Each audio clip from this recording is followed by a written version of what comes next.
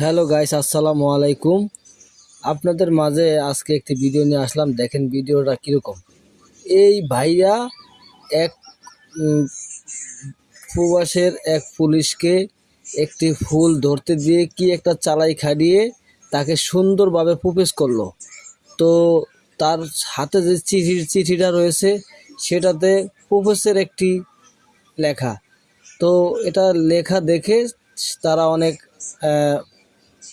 খুশি অনেক খুশি হয়ে গেছে।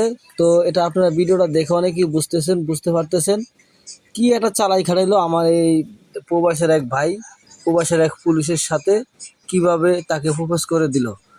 আর প্রপোজ করাতে পুলিশটা কত খুশি হয়ে গেল। তো ওনাকে কিভাবে ফুলটা দিয়ে প্রপোজ করলো সেই চালাকিটা আমরা বাংলাদেশের মানুষই অনেকেই বুঝি না। তো এখান থেকে আপনারা সবাই শিখে নেবেন। আসসালামু আলাইকুম, ভালো থাকবেন।